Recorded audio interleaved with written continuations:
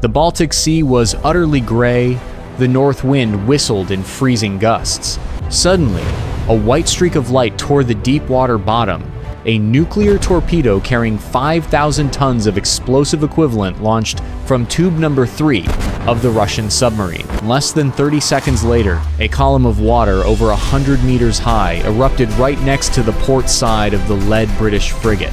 The white flash explosion illuminated the entire horizon brightly. The shockwaves spread at a terrifying speed, ripping apart the thick steel hull like paper. The frigate broke in half, fire flared up intensely, and sank in an instant, dragging over 300 sailors to the cold bottom. Autumn of 2025. The Baltic Sea had become the final flashpoint between Russia and NATO after an irreversible chain of escalation. The British fleet of 7 modern warships was ordered to blockade the mouth of the Gulf of Finland, blocking Russia's final supply route to Kaliningrad. No one expected that the Do Not Fire First Order transmitted less than 2 hours ago would be broken by a tactical nuclear torpedo. Before the first column of water could collapse, the remaining 5 frigates and 2 destroyers of the British fleet immediately switched to full combat status. Vertical launch systems opened their hatches, anti-submarine missiles launched into the night sky, then plunged straight into the suspicious water area. Alarm sirens wailed incessantly on the command bridges. The sonar crews screamed into their headsets upon detecting 2 more torpedo streaks rushing toward them at a velocity of over 200 knots. The largest destroyer spun the helm sharply, deploying acoustic decoys into the sea, attempting to deflect the path of the second nuclear threat. The next explosion occurred less than 500 meters from the starboard side. The shockwave caused the entire ship to list over 45 degrees, radar and antennae snapped and collapsed. On deck, sailors were flung into the freezing sea, the screech of metal mixed with the roar of the waves. At the same time, beneath the sea, over 100 meters deep, the Russian submarine silently reduced speed, venting ballast to dive even deeper, vanishing from the enemy's chaotic sonar screens. The submarine commander maintained absolute silence. The entire crew was motionless. Only the sound of heartbeats remained, and the sound of water flowing over the hull echoing inside the confined steel compartment. On the sea surface, the 5 remaining British ships formed a circular defensive formation, naval guns continuously firing into the water, creating a protective curtain of air bubbles. Anti-submarine aircraft from the Polish base were en route, but the distance of over 100 nautical miles made everything hopeless. Thick fog blanketed the Gulf of Finland. Like a colossal gray blanket, the temperature dropped below 5 degrees. Strong northeast wind whipped the sea surface into whitecaps. The radar of the 5 remaining British ships scanned incessantly, but only picked up chaotic, interfering ghosts caused by the first nuclear explosion. In the command ship's operations room, officers silently watched the empty sonar screen, knowing well that the Predator was submerged somewhere beneath the cold water layer. Suddenly, from a depth of over 300 meters, the Russian submarine activated its silent drive system, rushing up at a 40-degree angle.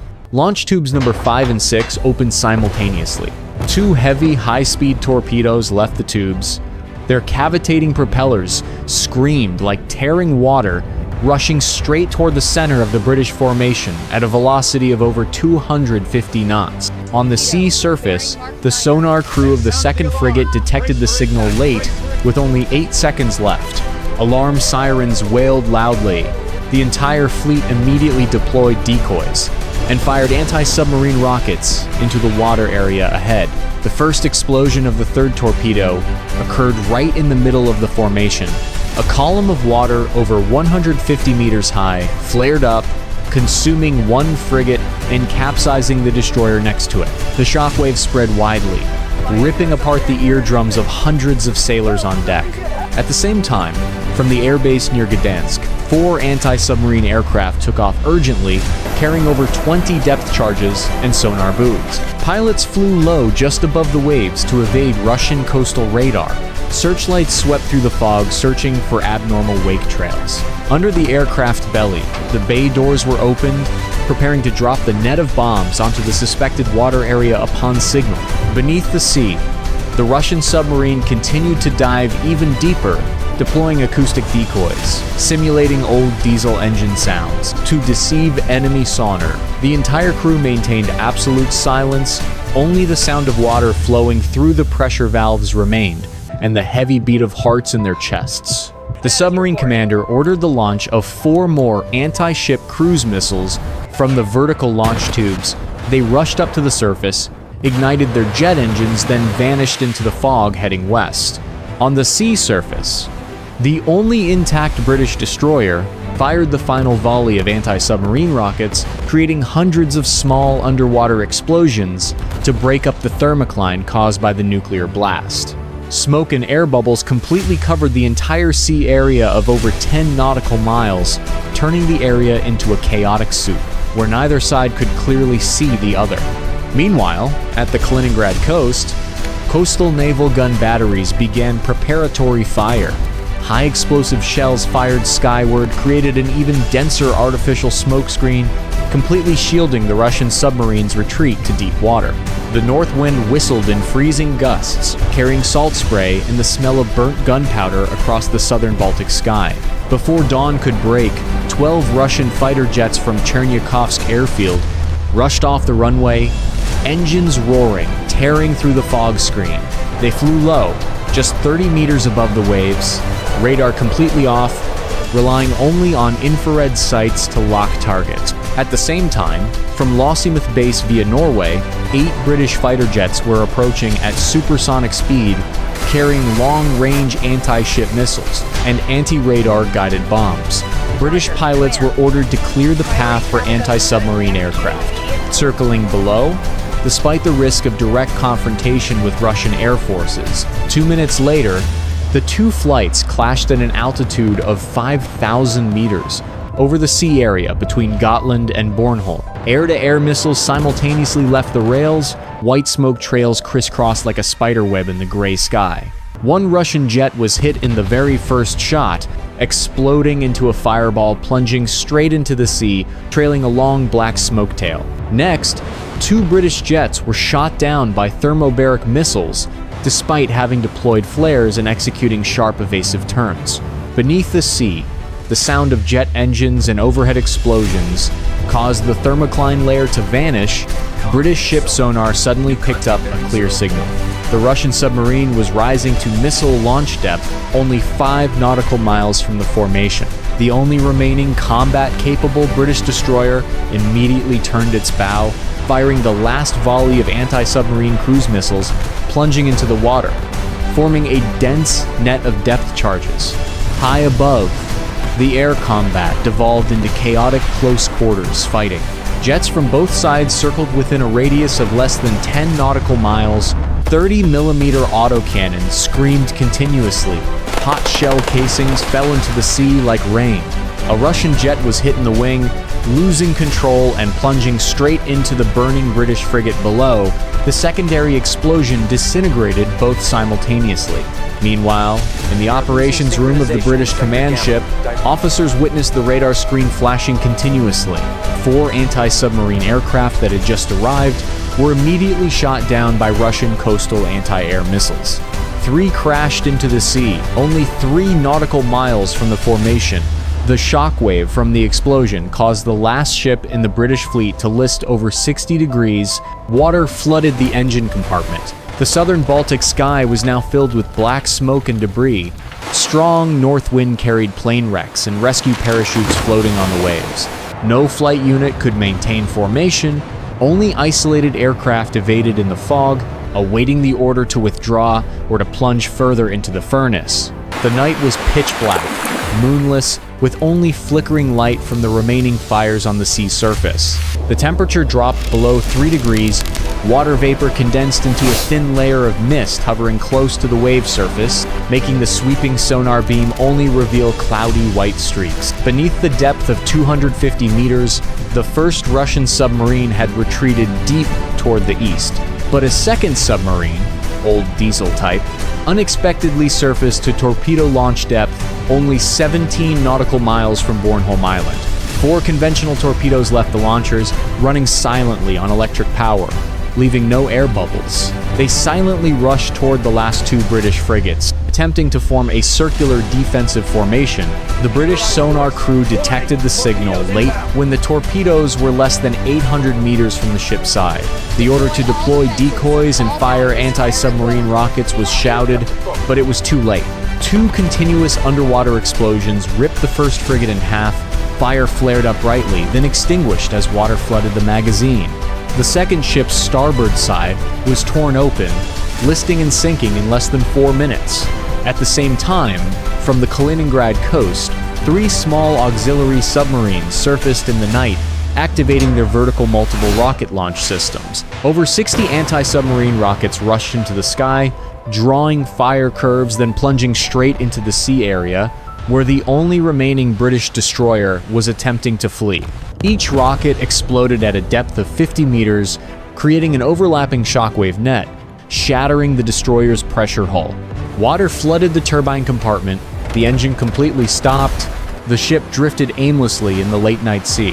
On the sea surface, surviving sailors clung to life rafts. Signal lights flickered weakly amidst 3-meter-high waves. The sound of a British rescue helicopter echoed from the distance, but its searchlight had just swept the area when it was immediately shot down by a Russian coastal Manpad missile, crashing less than 1 nautical mile from the rescue site. Beneath the sea, the second Russian submarine deployed 4 more acoustic decoys and dove deep, cutting all engines, switching to full silent running. Only the sound of water flowing through the pressure valves remained, and the sound of cold metal contracting echoing in the dark steel compartment. The entire crew lay motionless on the floor, awaiting the next signal from Shore Command. Meanwhile, in the shallow waters near the Swedish coast, 3 British fast patrol boats attempted to approach the scene to rescue survivors, but were illuminated by Russian coastal naval guns and immediately fired upon continuously. High explosive shells blanketed the sea surface, turning the 5 nautical mile wide area into a strip of fire and boiling water. Heavy gray rain was falling, the southwest wind whistled in gusts, causing the Baltic Sea surface to heave with waves over 4 meters high. The sand beach south of Gotland Island turned into thick red mud under the pouring rain. From the western horizon, 4 large British landing ships rushed in at 27 knots, bow doors already open. Over 800 Marines lined up in the dark compartment, weapons loaded, faces painted black. 3 minutes before beaching, Russian coastal naval guns began preparatory fire. Over 50 gun batteries simultaneously opened fire. High explosive and incendiary shells formed a wall of fire 100 meters high, right in front of the landing ship's bows. The lead ship was hit by the first volley. The landing compartment was ripped open. Over 100 soldiers were flung into the sea, along with amphibious vehicles being deployed. Rainwater mixed with blood spread red on the waves. At the same time, from the east side of the island, 12 Russian armed helicopters suddenly rushed out of the rain screen, flying low just 15 meters above the waves. Unguided rockets left the tube simultaneously. Over 100 rockets plunged straight into the remaining landing ships. The second and third ships caught fire simultaneously. Fire spread rapidly from the fuel compartment to the landing deck. The screech of metal mixed with the sound of rain and the loud crash of waves. A Russian special forces team, ambushed since the night before in the pine forest by the beach, now rushed out of their position. They fired anti-tank grenade launchers at the amphibious vehicles that had just reached the sand. The first vehicle exploded, tracks flew in all directions, blocking the path of the rest of the convoy. British Marines jumped into the mud, forming a defensive perimeter, but Russian armed helicopters returned for a second pass. 30mm autocannons swept across the beach, like a colossal lawnmower. Meanwhile, beneath the sea surface, less than 3 nautical miles from the landing beach, a British submarine attempted to launch torpedoes at the coastal artillery batteries. 2 super heavy torpedoes rushed out, but were stopped by the coastal anti-torpedo net, exploding prematurely, creating a high water column but causing no damage. The submarine was immediately detected by coastal sonar. Over 30 depth charges from Russian bombers plunged down immediately after. The continuous explosions shattered the submarine hull at a depth of 100 meters. Pitch black oil slick rose to the rainy sea surface. On the Gotland beach, The landing had turned into a massacre. British transport helicopters, attempting to land for casualty evacuation, were immediately shot down by man-pad missiles in midair, crashing into the mud and burning. The heavy rain was still falling, sweeping blood and bodies down to the sea, turning the landing beach into a graveyard of steel and flesh. The fiercely red dawn, like thin blood, stretched from the eastern horizon, dyeing the Baltic Sea surface a burnt copper color. Black smoke from the 7 British wrecks still billowed up, mixing with cold water vapor to form smoke columns over 1,000 meters high. Near the Kaliningrad coast, the underground command post, lying deep beneath 30 meters of concrete, shook slightly each time the naval gun battery fired its final volley. On the main radar screen, Russian officers clearly saw one colossal ghost remaining, the largest destroyer of the British fleet, its steel hull torn to shreds but still afloat, struggling westward at a speed of only 8 knots. The starboard engine was dead, the port side belched black smoke, but the vertical launch system still had 4 active tubes. The Russian fleet commander, his voice flat and emotionless, issued the final order. Launch the second volley, single target remaining. From a depth of 180 meters, the lead submarine opened launch tubes number 1 and 2. 2 tactical nuclear torpedoes, each with a 10 kiloton equivalent yield, left the tubes with a slight hiss, then accelerated to 200 knots. No decoys, no deception, only a straight and cold trajectory. On the British destroyer, the sonar crew detected the signal when the torpedoes were 4,000 meters away. The final alarm siren rang out, but there were no more anti-submarine rockets, no more decoys, nothing remained but the order. All sailors on deck, prepare to abandon ship.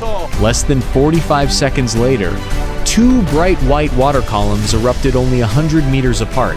The dual explosions merged into a colossal fireball over 300 meters high. The shockwave spread over 8 nautical miles, sweeping away all remaining debris on the sea surface. The destroyer was lifted into the air, then disintegrated into thousands of red-hot steel fragments, falling down like a shower of fire. At the same time, from the north, 4 Russian bombers flew low just above the waves, dropping 16 more depth charges onto the recently exploded water area to ensure no British submarine remained hidden. The sea surface boiled violently for 10 minutes. Oil slick and steel hull fragments surfaced densely, forming a pitch-black layer stretching over 10 nautical miles. In the underground command post in Kaliningrad, the officers stood up, not applauding, not cheering, only the sound of the old printer dispensing the final line of text. The British fleet in the Baltic, 7 ships, has been completely destroyed. The Red Dawn still burned. The strong north wind carried the smell of burnt gunpowder and metal toward the west. Thick smoke from 7 tactical nuclear explosions layered together, forming a black wall over 2,000 meters high, obscuring the entire eastern Baltic. The fierce noon sun, pale white, peeked through the smoke layer, like a sphere of heated steel, reflecting blindingly on the sea surface covered in oil slick and wreckage. From the southwest, 2 remaining frigates of the NATO force, 1 Dutch, 1 German, rushed in at 32 knots, attempting to approach the blast zone to find survivors. On deck, sailors wore silver anti-radiation suits, gas masks, fully covering their faces, carrying rifles but only looking at the ticking Geiger counter. Suddenly, from a depth of 150 meters, a 3rd Russian submarine, new silent type, surfaced to vertical launch depth, only 4 nautical miles from the rescue convoy. 6 launch tubes opened simultaneously. 6 short-range ballistic missiles rushed into the sky, reaching an altitude of 8,000 meters, then plunging straight down like steel hammers, each carrying a 500-kilogram high-explosive warhead. The 2 NATO frigates had not time to turn their bows when the first 4 missiles exploded right overhead. The vertical shockwave dented the ship hulls like a crushed tin can. The Dutch ship broke in half at mid-hull, sinking in 18 seconds. The German ship was lifted 3 meters, then flipped upside down, its bottom facing the sky, propellers still spinning wildly in mid-air, before crashing down, creating a 100-meter high water column. At the same time, from the Kaliningrad coast, 18 of the largest coastal naval guns simultaneously fired illumination rounds. Hundreds of high-explosive shells hovered in the air, turning the 15 nautical mile wide sea area into a blinding white stage. Under the glaring artificial light, every piece of wreckage, life, raft, and corpse was clearly visible as daylight. In the southern sky, 4 British transport helicopters attempted to descend to drop rescue lines. As the pilots saw the illumination light, 12 man-pad missiles launched from Russian Special Forces teams near Gotland Island. All helicopters were shot down within 15 seconds, falling into the sea like moths rushing into a flame, exploding into 4 fiercely red fireballs against the white backdrop of the illumination rounds. In the underground operations room in Kaliningrad, officers monitored the infrared screens. No more NATO engine signals remained within a 50 nautical mile radius. The Geiger counter still ticked steadily, signaling radiation levels gradually increasing with the east wind. The sea surface now only had smoke, oil, and red-hot steel fragments slowly cooling. Not a single survivor remained floating on the water surface. The fierce midday sun, the sun hung like a white steel disk in the cloudless sky.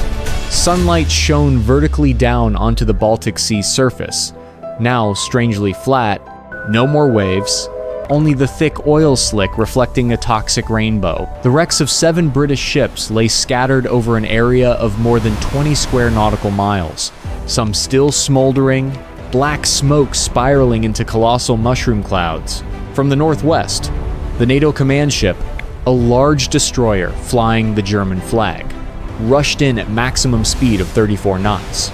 This was the last intact ship in the entire Baltic support force. In the operations room below deck, the remaining German, Polish, and British officers were absolutely silent, watching the empty radar screen. The radiation detector had exceeded the red threshold, but the order was still to advance into the center to confirm and collect data. Suddenly, from a depth of 230 meters, a 4th Russian submarine, the largest in the Baltic fleet, opened all 6 vertical launch tubes. A final tactical nuclear torpedo, 15 kiloton equivalent yield, left the tube without any warning. It rushed straight to the surface at a velocity of 270 knots. No deception, no decoys, only a single trajectory. On the NATO command ship, the sonar crew detected the signal when the torpedo was 12,000 meters away. The alarm siren rang out for the final time, but there were no more anti-submarine missiles, no more helicopters. Nothing remained but the order. All sailors to deck 1, prepare to abandon ship. Less than 1 minute later, the torpedo exploded directly beneath the command ship. A bright white water column over 400 meters high erupted, accompanied by a fierce orange fireball. The mushroom-shaped shockwave spread over 10 nautical miles, creating a small tsunami wave 15 meters high, sweeping away everything remaining afloat on the sea surface. At the same time, from the Kaliningrad coast and Gotland Island, over 40 naval guns simultaneously fired their final volley toward the blast zone as a closing ritual. High explosive shells created a dome of fire in the air, illuminating the entire area as bright as daylight. In the underground operations room in Kaliningrad, the last radar screen finally went dark. No more enemy engine signals remained within a 100 nautical mile radius. The Geiger counter still ticked steadily, but there was no one left to listen. The Baltic Sea surface was now completely silent. Only the smell of burnt metal, oil slick, and radiation spreading with the east wind. 17:25:20 p.m. The late afternoon fog slowly dissolved, revealing the vast Baltic Sea surface, now only a pitch-black carpet. Oil slick, thicker than 10 centimeters, red-hot steel fragments floated on the surface, shipwrecks smoldering like small islands of fire. The east wind blew softly, carrying the smell of radiation and burnt flesh. From the north, 6 of NATO's largest transport helicopters, 3 British, 3 Polish, flew low just 10 meters above the waves, bay doors already open. In each bay, 20 Special Forces soldiers wore anti-radiation suits, ropes secured, preparing to fast rope into the blast zone to find any sign of the 7 British ships' survivors. Pilots turned off all lights, relying only on infrared goggles, attempting to evade Russian coastal radar. When the helicopter convoy was 12 nautical miles from the center, from positions near Gotland Island and the Kaliningrad coast, over 30 Russian artillery crews simultaneously turned on searchlights. Blinding white light swept across the sea surface, turning the entire 20 nautical mile area into a colossal stage. In that light, every helicopter was clearly visible like flies on a white wall. Less than 8 seconds later, 60 shoulder-fired anti-air missiles and 8 of the largest automatic cannons simultaneously opened fire. Missiles drew crisscrossing white smoke trails in the air. Proximity-fused shells created a dense fire net. The first 3 helicopters exploded in mid-air, falling onto the sea like colossal fireballs. Severed rotor blades flung hundreds of meters away. The remaining 3 attempted evasive maneuvers, but were caught by the cannon fire net, plunging vertically onto the oil slick and burning fiercely. At the same time, from the Kaliningrad coast, 18 of the largest naval guns fired their final volley toward the helicopter crash zone. Over 100 high-explosive and incendiary shells carpeted the area, turning the sea surface into a true sea of fire. The ignited oil slick spread over 10 square nautical miles. Flames rose over 30 meters high. The crackling explosions echoed like celebratory fireworks.